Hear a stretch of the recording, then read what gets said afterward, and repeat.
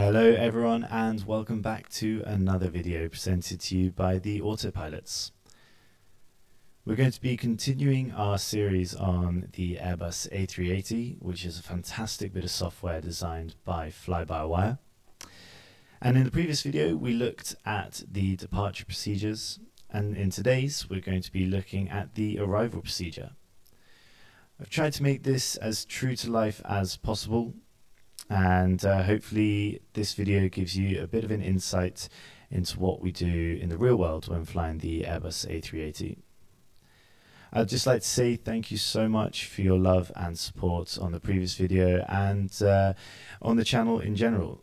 It's been so highly appreciated, and we read every comment, and it really means a lot to us seeing how this benefits you, and it's something that we have just loved doing. So I do hope you enjoyed the video. As always, please don't forget to drop a like. If you haven't subscribed already, that would be amazing.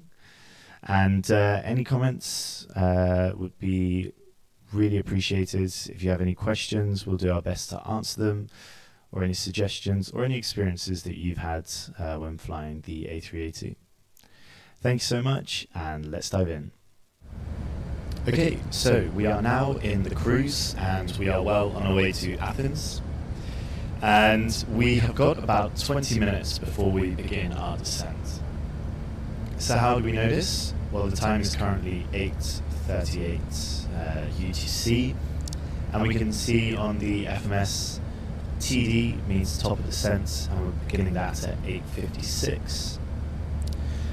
So in order to prepare for our arrival and approach into Athens, I like to use the acronym WCLFOB. And this means W for weather. So the first thing we're going to do is get the weather for our destination, and probably also get the weather for the alternate as well. In this case, we've got the weather for LGAV, which is Athens, and we can see that. So you can view it in two different formats, in this format or in the raw format. I like to look at it in the raw format, that's just what I'm used to. And we can see that the wind is 010 at 10 knots, all denied sort of visibility. Some TCUs at a few at 2000, broken at 3500 and 15 degrees, 2.8, QNH 1016, no sig. So with that in mind, we can then preselect the QNH. In this case it's 1016. So you're not pulling anything, you're not pushing anything, you can just turn it, and you can pre-select the QNH. That means when you do set the QNH, it's automatically going to come up with QNH 1016. For the ISIS, we will just pre-select it there and then push it back to standard, as that's what we're using right now. So that's W, that's the weather. We can also get the alternate weather as mentioned. We'd usually do it by getting a digital ATIS, which would be able to view on the ATC com page. However, we don't have that function on the FlyByWire yet.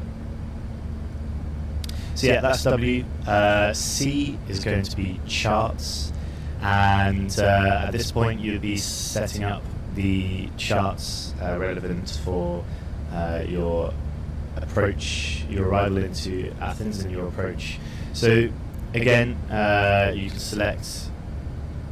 Let's select the ILS approach, runway 03 right.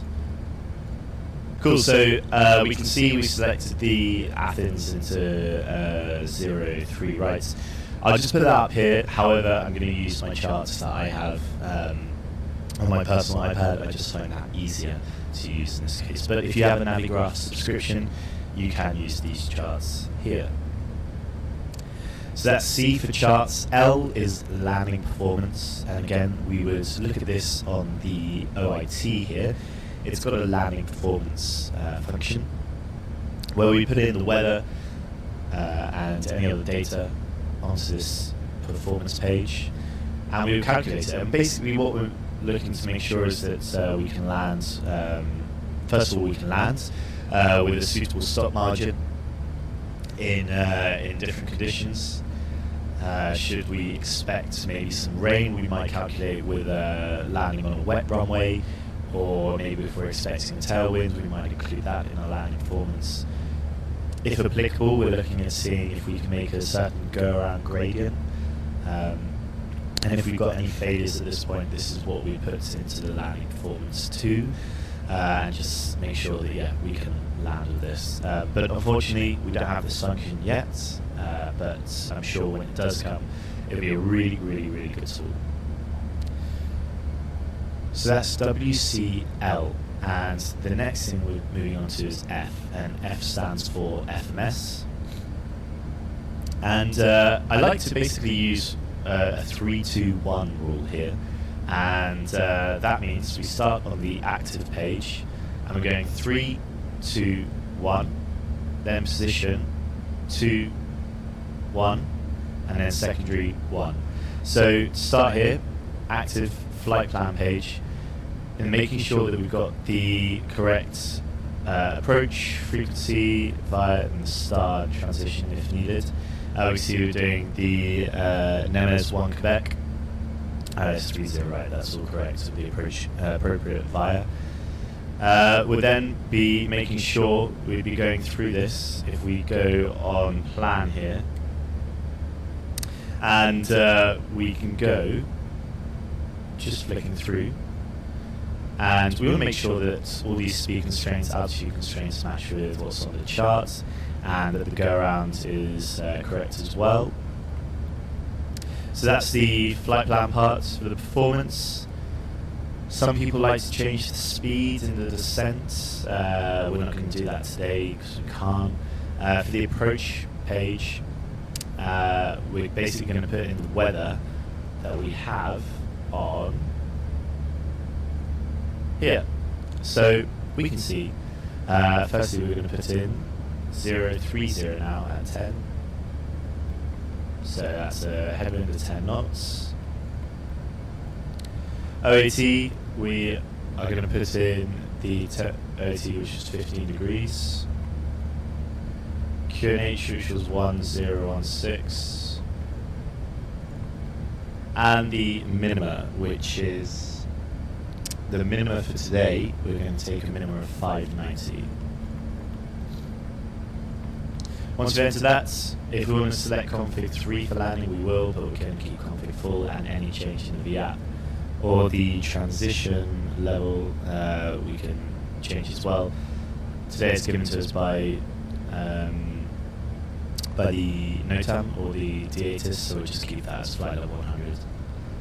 For the go-around, here you're just going to, what we like to do usually, we like to just put the acceleration altitude as our go-around level of altitude, so in this case it's 5,000 feet. This varies from airport to airport that you fly to though.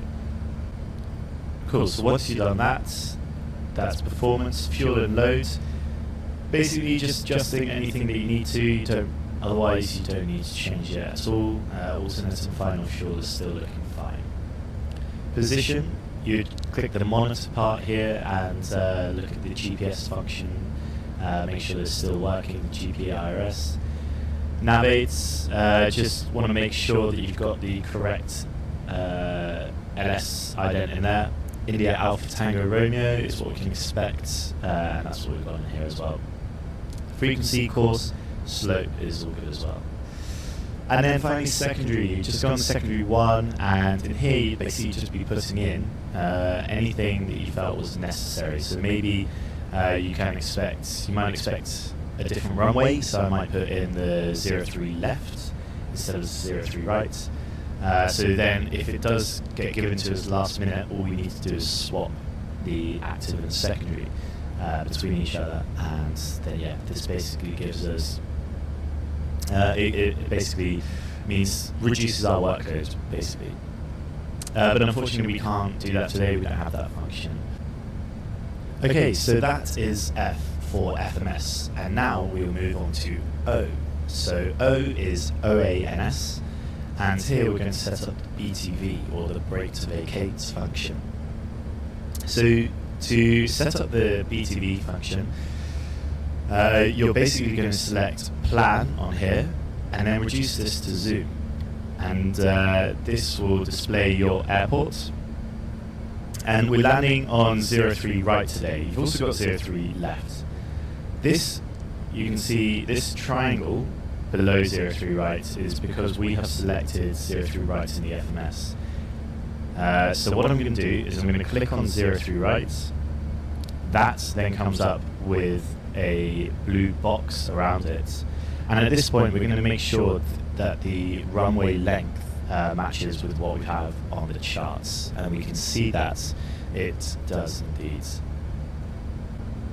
So now we can see that we have got a dry and a wet line. So what do these mean? Well, dry is your expected landing distance required for dry conditions, and wet is your expected landing distance required for wet conditions. What it's done is that it's taken the data that you've put in on the approach page here, and it's calculated the figures. And if I was to change these conditions here, the dry and wet lines will also change. Typically, we don't, even though it's dry in Athens today, I still won't select a line before, an exit before the wet line. Especially if there's some TCUs around, you might think, okay, it could rain as well. So what I'm going to do is I'm going to select Delta 9 as the exit. That's beyond the wet line as well. So just click on that. And now it comes up, it's boxed in blue again, and it comes up with this: exit Delta 9, 1865 meters. ROT is runway occupancy time, which is 62 seconds. And turnaround, 147, 169. So this basically means this 147 is if we use maximum reverse thrust, and this 169 is if we use idle reverse thrust.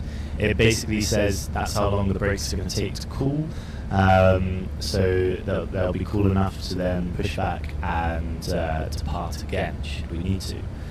So we're gonna, that's just something to bear in mind. I guess just more in the real world, you want to think, okay, if we're turning around or if this aircraft's going somewhere else quite quickly, we might want to select. If we select Delta 11, you can see that the time reduces and so on. But yeah, we're just going to select Delta 9. And so the final thing we need to do now is go on the auto brake selector and move it to BTV. And now we can see BTV is armed, and we've set up the brake to vacate function for Athens. So we don't need this anymore. We can move to arc and increase the zoom, reduce the zoom to 80 nautical miles, which is what we'll typically have for the cruise. So that's O, so that's WCL, F, O, and then finally is B. This is just the briefing, and here we will talk about what's in the FMS, what we are planning to do, if there's anything that we're going to do differently, and when we might configure the aircraft. What happens if we have to go around?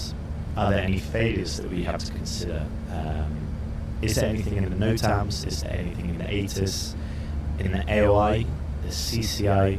All these things we have to consider, and we'll have a long discussion. And once we're both happy, no more questions to be asked, and that is the briefing complete. Won't go fully into the briefing in this video, but do plan on talking about it in more depth in a later video, so please stay tuned for that.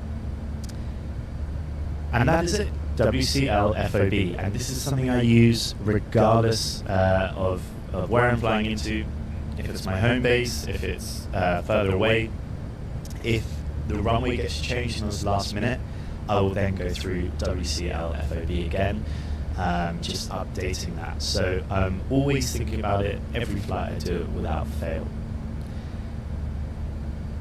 And that is basically how we set up the aircraft for its arrival. So now we are approaching our top of descent. We'll be there in the next few minutes. We can talk about potentially doing a PA as well, and also telling the cabin crew, look guys, we're going to begin our descent soon as well.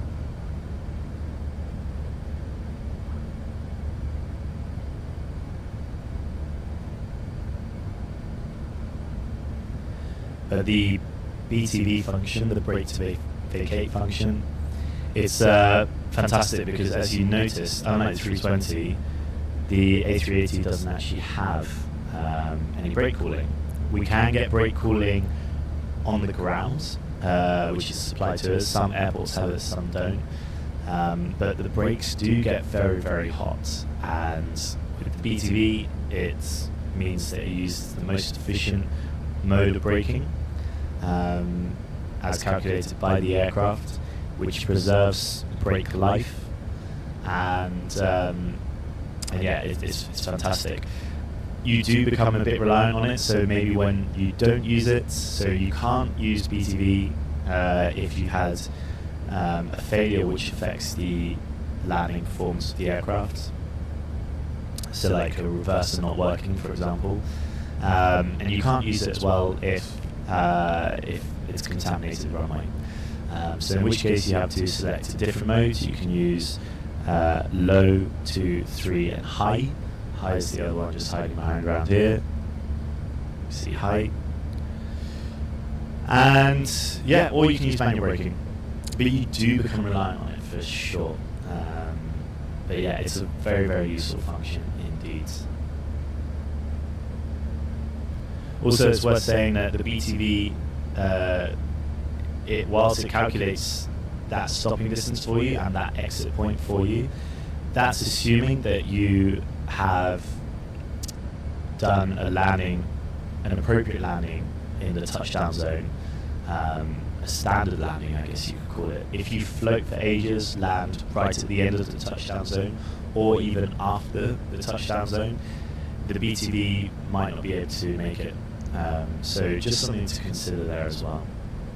Okay, we're approaching our descent now, so we'll descend to flight level 230, which we'll do now, and we can see Mac TES 230 blue.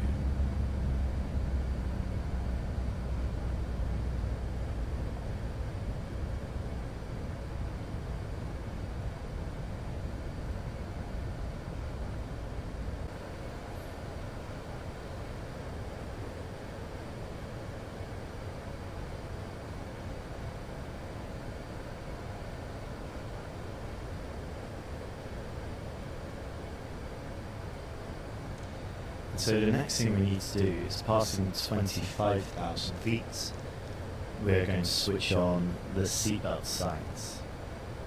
And this can be done a little bit earlier should we feel that we need to, but 25,000 feet, that comes on. And yeah, it can be done a little bit earlier. Reasons why we might do it earlier is, well, if we're expecting big shortcuts, or if the elevation is significantly higher, we might do it then. But yeah, typically 25,000 feet is the magic number for us to switch on the seatbelt signs.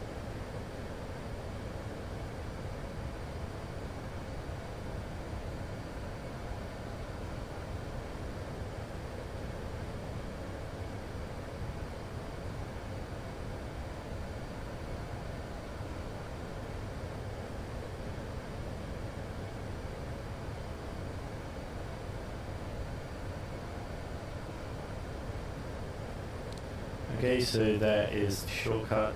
We'll just insert that.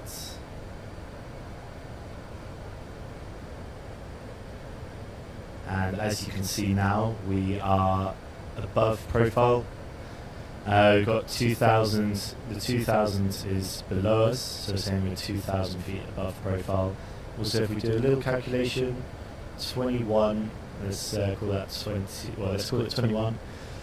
Times by 3 is 63, plus the speed, plus the speed and tailwinds, we can call it 73, and we've got 68 miles. So we need 73 miles, we've got 68 miles, so we're a little bit high on the profile. So what I'm going to do is increase the speed here. That will increase our rate of descent. Don't want anything too excessive though, so. And we can see already by increasing the speed, this is becoming, it's gone from 2,000 to 1,300 now. And it will continue to reduce, we can increase it a little bit more.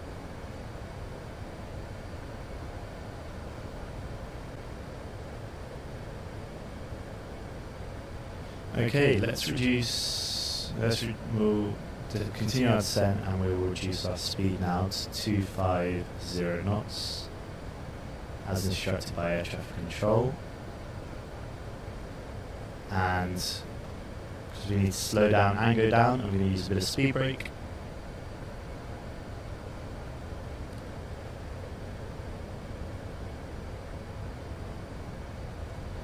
So the track mileage is looking good. I've done a couple of flights now, just testing it out, and we can see got a few arrows here. The blue arrow is where expected to level off, and the white arrow is where we need to go down.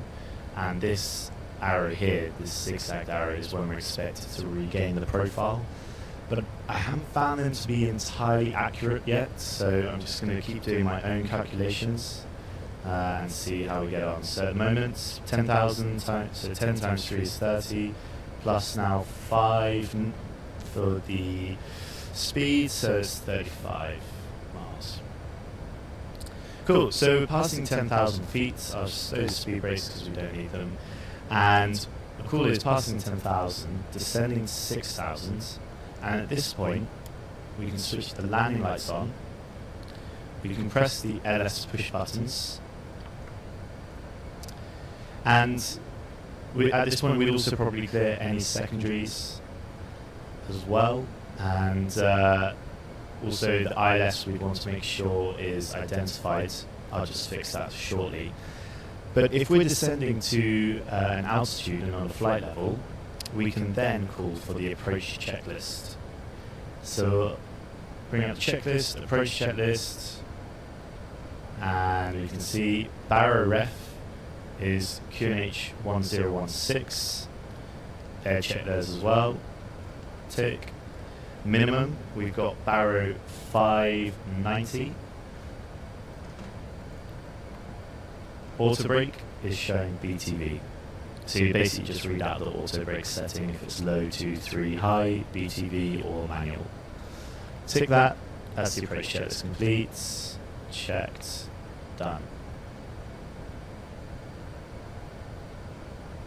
Okay, so now we are continuing our arrival into Athens. We are descending to 4,000 feet, and basically right now, if I manage speed is going to increase to 250 knots. So what we're going to do is we're going to activate the approach phase, press activate, confirm, and this means that if we manage speed, it's going to reduce us down to green dot speed,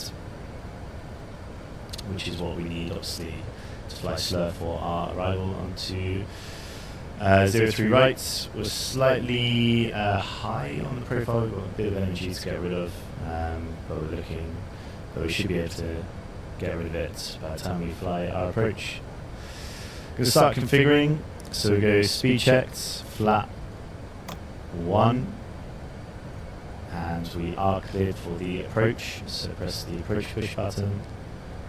And AP2, so engage the other autopilot as well. So now we've got GS lock blue, Cat 1, that should increase, there we go, Cat 3 dual, there we go, and autopilot 1 and 2 are engaged.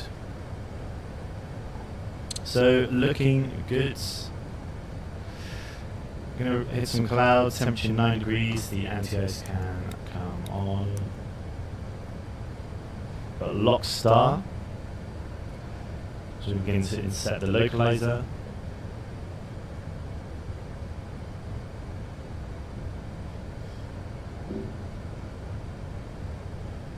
And I want flaps 2 before we reach the glide slope, so speed check flap 2. And let's say we need to maintain 160 knots until 5 miles. So we've pulled for 160 knots. So speed select 160. There is the glide slope. So we've got speed GS star. And what we're going to do is select the missed approach altitude now to 5,000 feet. That's what we need to do once we insert the glide slope. And there we go, GS unlock. We are established now on the ILS approach for runway 03 right.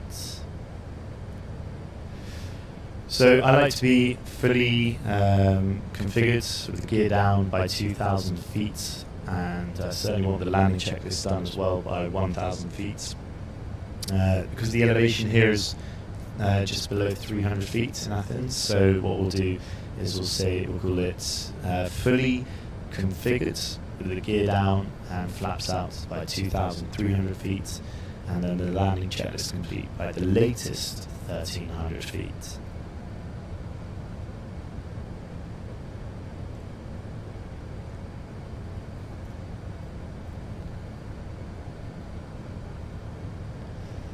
Some cloud, as it did say on the ATIS for Athens today.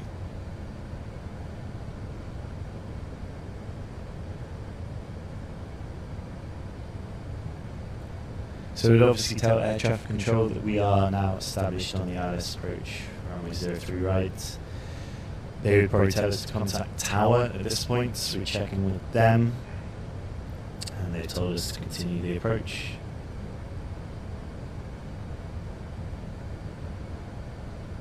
Now, something I have noticed, certainly in the latter parts of the approach, there are quite a few nose oscillations, like pitch oscillations, the nose coming up and down, and I think this is something that probably the fly-by-wire team need to have a little look at.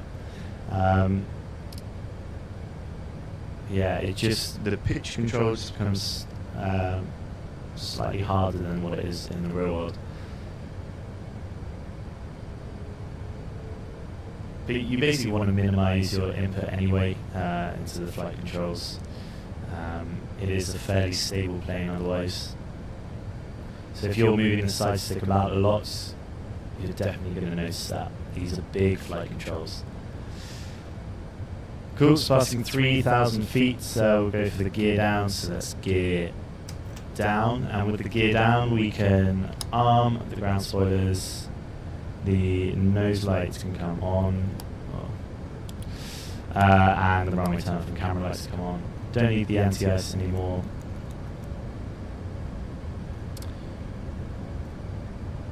We'll go flap 3, speed checked, flap 3. 2,500.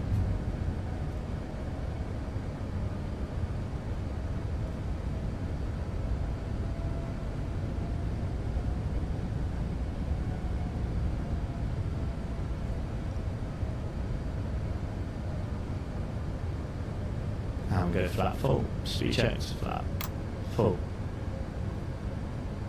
So we're coming up to our first gate of 2,300, and we're going to be nicely configured for that. And so now all we need to do is the landing checklist. So if I bring up the checklist here, landing checklist, and as you can see, if you've done everything, all it says is landing checklist complete. So tick that, landing checklist being complete, and continue approach.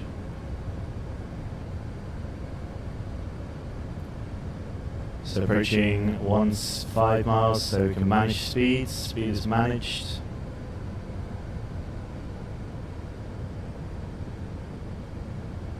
$1,000. So that 1,000 call isn't actually, that's just because there's some high terrain below us. So the actual 1,000 call will be at 1,300.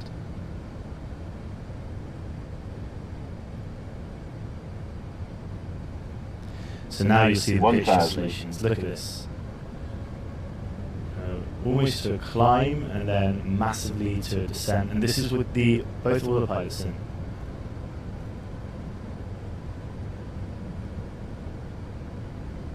So obviously if we saw this in the real world, we'd disconnect the autopilot or not continue the approach.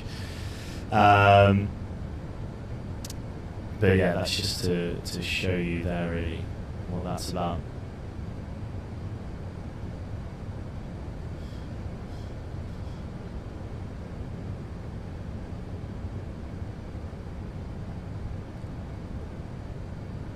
Okay, so we've been cleared to land now.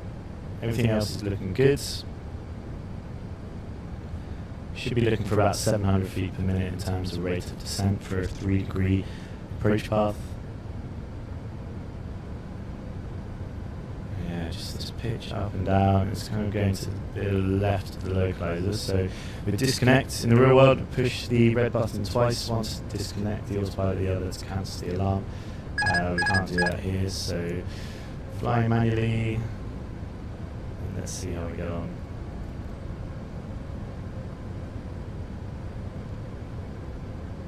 $400. So nose really wants to come down. So I'm just going to stop that.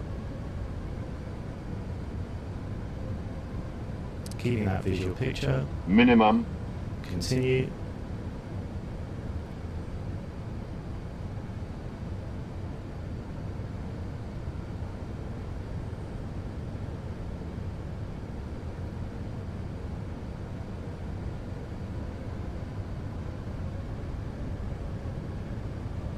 50, 40, 30, 20, 10, 5. Okay, so we've got spoilers, reverse green, BTV, and decel. So we can keep reverses out until 70 knots. That's full reverse, that is.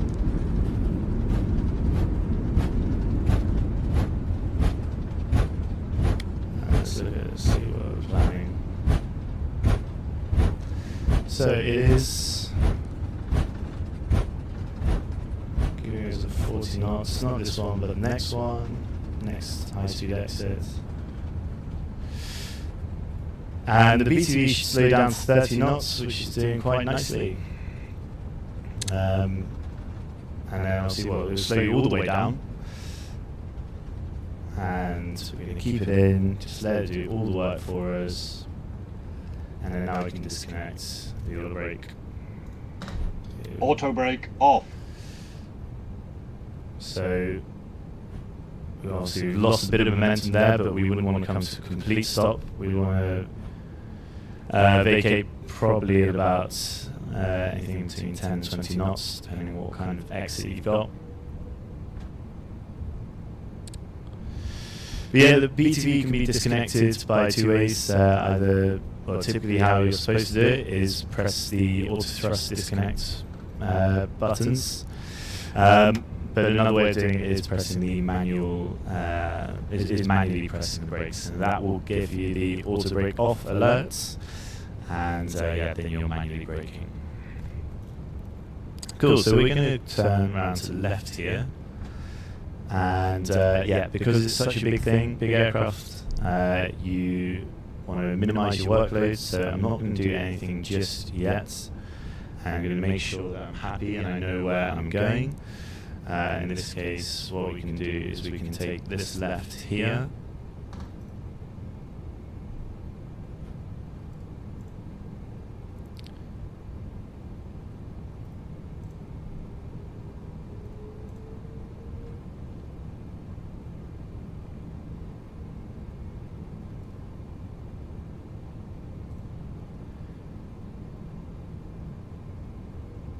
Again, that thrust is more than required, but unfortunately we can't do anything about that now.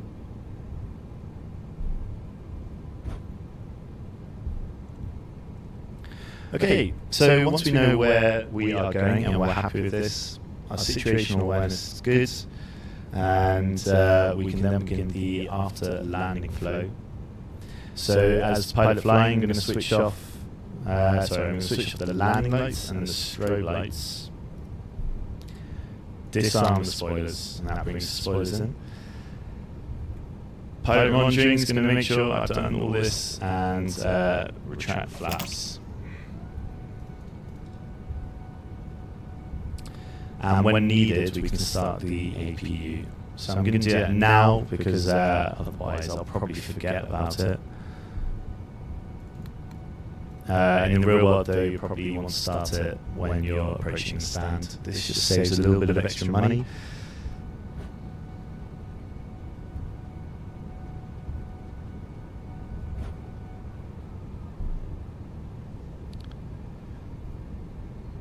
So we're going to take this next right now.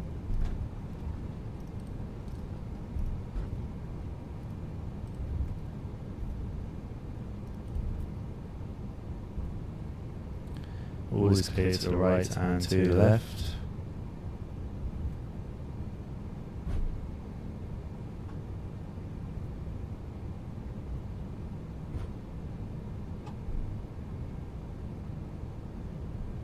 And I don't have the Athens airport scenery, so we're just going to try and make do.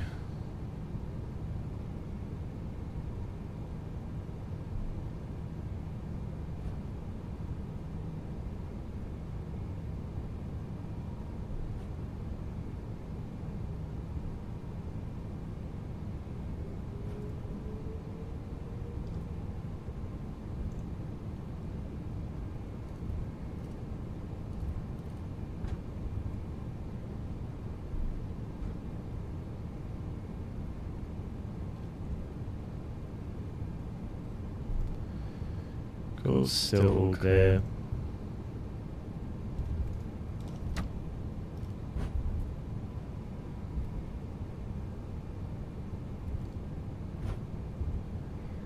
Okay, we're going to park up on one of these stands to the right here.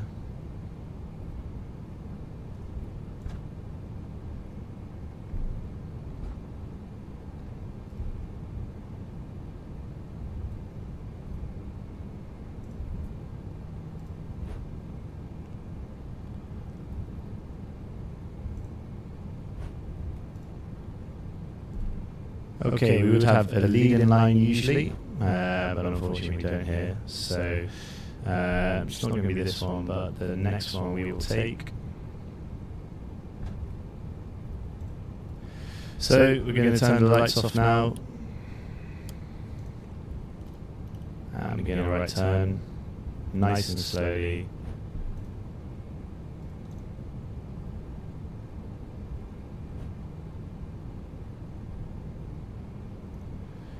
This is a good speed to come in, you don't want to come in too quickly.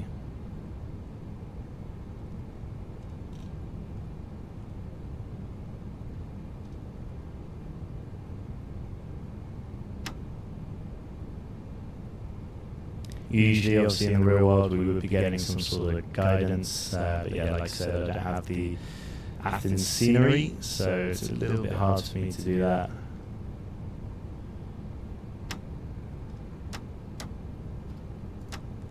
Not even any taxi lines. One knot is a little bit slow. You want to be probably about 4 knots at this point.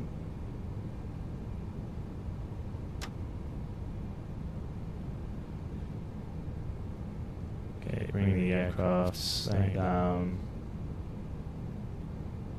Keep coming a little bit more. We'd call the cabin crew to disarm any doors. Obviously this all depends on company to company. Okay, and that will do about now. So bring the aircraft to a stop. Set the parking brake. Parking brake on. At this point, the APU bleed can come on. And then afterwards, we can shut down the engines.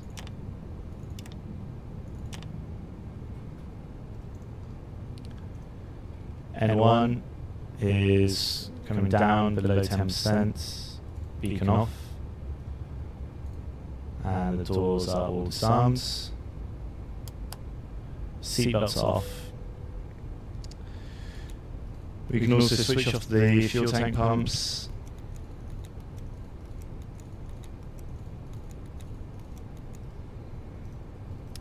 And at this point, probably we'd be going on the surveillance, putting in transponder on standby, and make sure we're squawking 2000s, which we are. Also probably checking the position monitor page as well, just check the performance of the GPS IRS. And that's that, and then we do the parking checklist. So bring up parking checklist. We've got park brake or chocks. Park brake is obviously going to be on. That's on. Wing lights are off. So tick that. And that's the parking checklist complete. Tick. Cool, guys, that's everything. Yeah, in the real world, we'd obviously connect the... I haven't parked this up too well, to be honest. Had no guidance, but yeah, in the real world, we would also make sure that the jet bridge is connected and everything. What I'm going to do is I'm going to switch on the external the external power now. So the way that we turn it on the A380 is we go external 2, then 3, then 1, and then 4.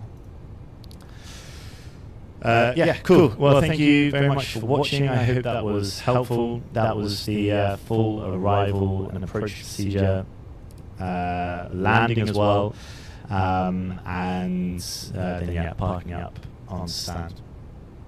But yeah, do hope to make some more videos as well. Once again, huge shout out to the FlyByWire team for designing this. They've done a fantastic job, and it's only going to get stronger and stronger, which is simply amazing. And to everyone watching this and enjoying the channel as well, it really means a lot. Please do keep the comments coming in. We'd love to hear what you guys think, and yeah, anything that you would do differently, or just any questions that you might have as well. More than happy to answer them. So thank you once again for watching. See you in the next one, and until then, happy landings.